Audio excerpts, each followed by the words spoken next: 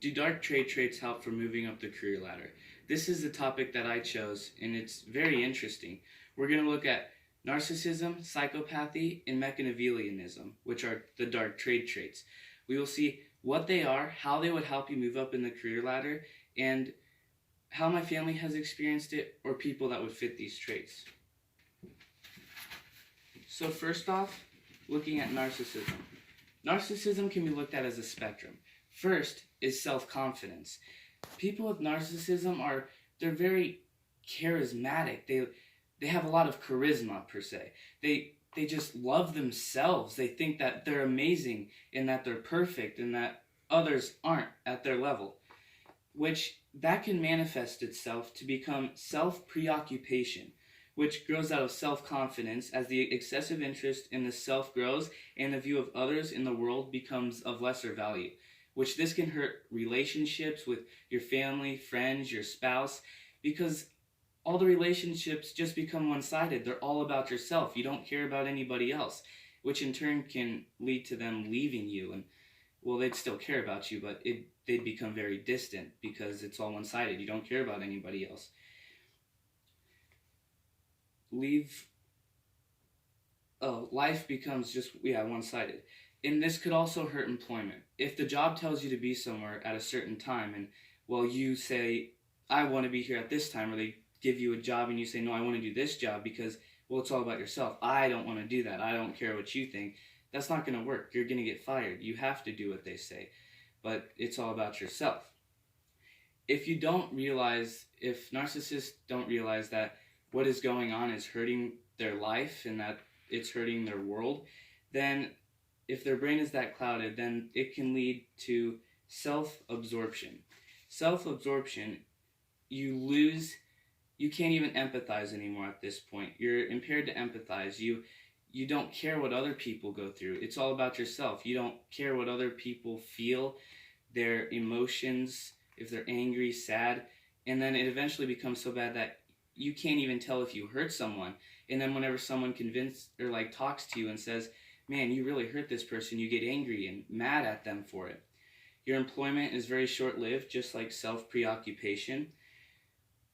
You want to come across as clever, interesting, and charming to other people, but you're socially impaired. All of your conversations want to be about yourself. A conversation is a two-way thing. It's like a tennis racket, tennis ball. You hit it one way and back the other. But you don't even have any interest in the other person. You just want to talk about yourself all the time, and that can't work in a social way. Self-absorption, whenever it grows and it hurts the world around them, narcissism develops into a pathological level and begins to reinforce itself until it attains narcissistic personality disorder. Now, let's see how a narcissistic person can become successful. Narcissistic people are never afraid to toot their own horn and say what they have done great things about. If they do something great, they're going to let everybody know. And they also have a lot of charisma, and they believe that what they're doing is the best. They believe that they are the best. So if someone's looking at someone and they're like, man, they must know what they're doing, because everything that they do, it's, I'm the best. Man, I do great. And people see that, and they start to believe it. They only care about themselves also. So, like I said, they wouldn't be afraid to stab someone else in the back or walk on top of someone or use someone to get the job that they want. They use people and are not afraid to hurt them in order to get the promotion or the job that they want. My mom actually knows someone who was narcissistic. They are not afraid to be late to work. They don't care because, well, it's all about themselves. I couldn't make it on time, so whatever. They're not afraid to just borrow things from people randomly and then give it back like weeks later because they needed it at the time. It's okay because they needed it. Next, we will be looking at psychopathy. Now, what is psychopathy? Well, it has two components: emotional dysfunction and antisocial behavior. Emotional dysfunction reduces, they can't feel guilt, empathy, or attachment to significant others. They can't even feel the basic human emotions, feelings of guilt, remorse, empathy. they can't even feel it, according to the functional magnetic resonance imaging research. They can also display emotions to manipulate those around them to get what they want. Now, looking at how this could help you in a business career to get to the top. How could this help you? They don't empathize for others, for one. They don't feel sad for others. So let's say that you're the head of the business and you want to wipe out a whole neighborhood, which would give your business tons and tons of money. If someone was empathetical and felt bad about it, well, someone who is a psychopath wouldn't care. They just wipe it out and get all the money. They don't care about the damage they do to others. They just care about what they get for themselves. Their remarkable successful ability to manipulate individuals with their cunning and charisma. They will manipulate others to get exactly what they want. And they're not afraid to hurt them in the process. They will put on multiple personas and put on basically a mask. You gotta fake it to make it, right? They will pretend to be people in order to get what they want. If a business is going down, they'll look to them because they fake it like they're this really good person, a knight in shining armor for the company, to turn it around and save it. They have a strong belief that they are the best, and they lack a fear. They're not afraid to do something huge for a corporation that can either tear it down or go way up.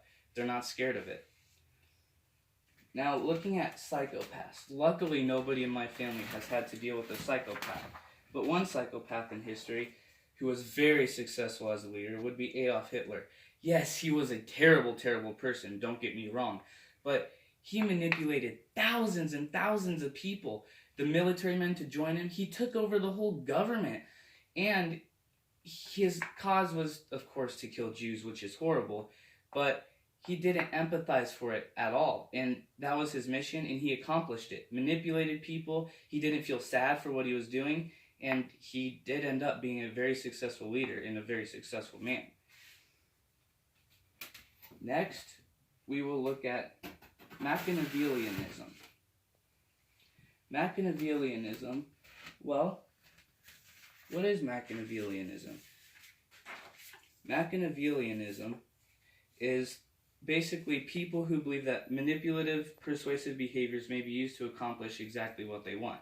They like to manipulate people. They use guile and deceit to accomplish what they want. They trick people into doing certain things so that they can become successful.